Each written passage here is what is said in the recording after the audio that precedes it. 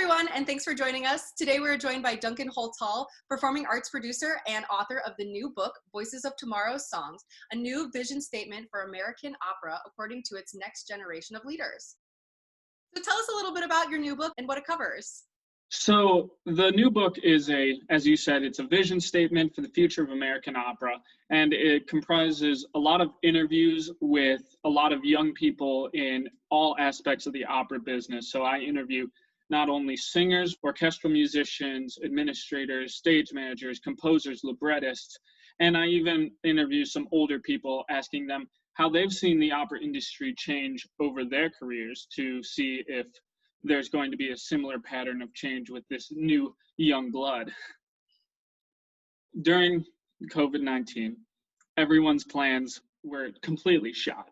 So I had a lot of free time on my hands all of a sudden, and it gave us two things. It gave us time for reflection on our own values and what we hold most important to us, as well as it gave us time for observation. And specifically with my age group, a younger crowd that's not as established within the industry, we acted almost as sort of this weird insider-outsider observer of the opera industry at large.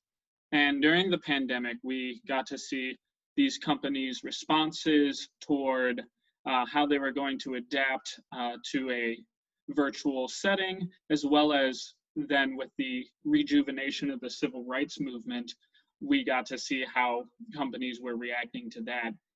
And I realized that specifically, first on the technology front, technology is a young person's game, and all of us watching realized that they probably did not ask a single young person about what they were doing.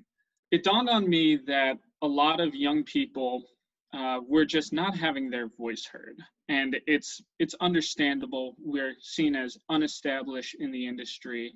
We're seen as, not having been around the block, which on the one hand is understandable.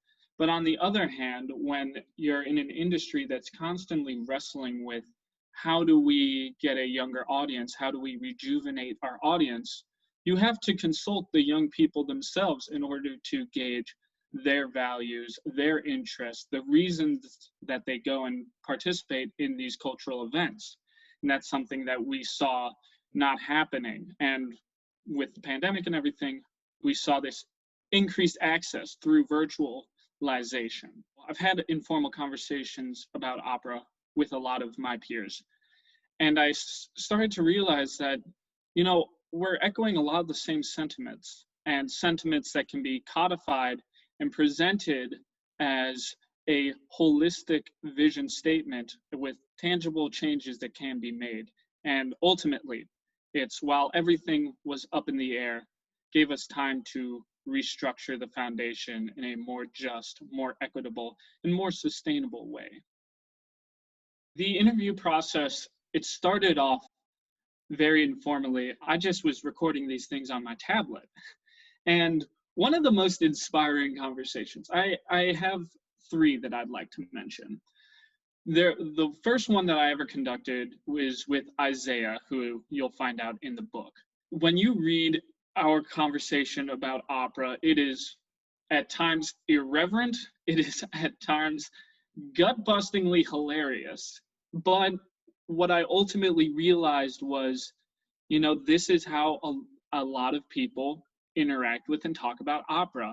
And it's a means and method of communication that isn't really very often, represented. So that was one. And that was the very first interview I conducted. The second one was with Carly One. For that conversation, it was more about her individual interactions with opera. And for me, that was really powerful. Gave me a real insight into how someone who, never really knew about opera gets into it and fully falls in love with it and is so gung-ho about it today. So that was really inspiring. The third interview that I think was most inspiring was with my own voice teacher. He's 40 years my senior. He's been around the block a couple times. He's sung at quite a few major companies. And seeing what he had to say about what you need to do to prepare for your career, what changes he has seen, and also changes that he doesn't think will ever be remedied. That was really interesting, specifically that last point, because by knowing that last point, we're able to not ultimately dismiss it and accept it as part of the goings, but we're able to focus our energy towards more pragmatic changes. Ultimately, it's about knowing what you're capable of as an individual, and then knowing what the group is capable of, and focusing your individual energies into a specific cause, and then when you need the group energy, being able to call on that and rally behind something when necessary. And I hope ultimately that this book serves as a sort of rallying point for the younger generations of opera.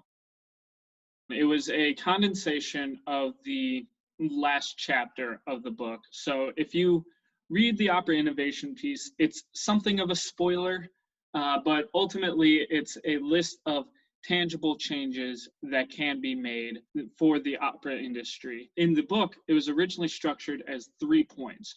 One that was from a musical compositional point of view, one that was from an issue of access, and then finally one that was from an issue of public image. And ultimately, I broke down the musical one into 3 separate prongs. So it was a specific genre aspect of, if we want to get more people into opera houses, we need to create music that audiences are familiar with. Meeting audiences where they are so that they can demystify that part of opera. Secondly, talked about representation of characters in stories themselves. So, for example, Fellow Travelers, the story of 2 gay men during the Lavender Scare in the 1950s of America. That's a story that hasn't been told and fleshed out on an operatic stage before. And then third behind that was just increasing diversity and representation in the industry, just in general. In every aspect of the industry, getting increased Black representation, Asian representation, Latinx representation, every underrepresented population being seen or being involved in opera. That's part of the key towards remedying its public image. Then the other 2 points, which you'll see in the book, are about increasing access and removing the diva trope was the way that I had phrased it, but it was about rectifying the public image of opera.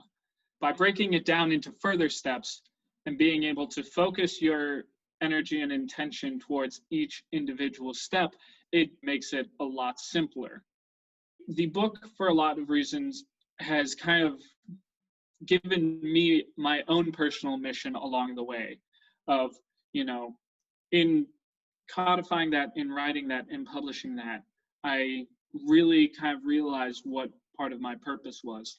And it was to, amplify the voices of the young and the innovative in the opera industry. So ultimately, my hope is that in whatever, job hunting position I go off to, I'll be able to take those ideas and bring them and be able to use the whatever company I'm working for as a megaphone for these ideas.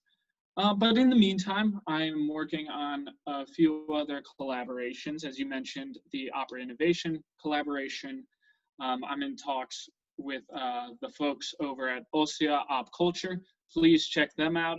They're doing a really authentic way of talking about opera and geeking out over it, and they're making it really crisp and clean and really just well presented for a younger demographic. And then a few others that I won't divulge right now, but they're in the works, and hopefully you'll be seeing a little bit more from that soon.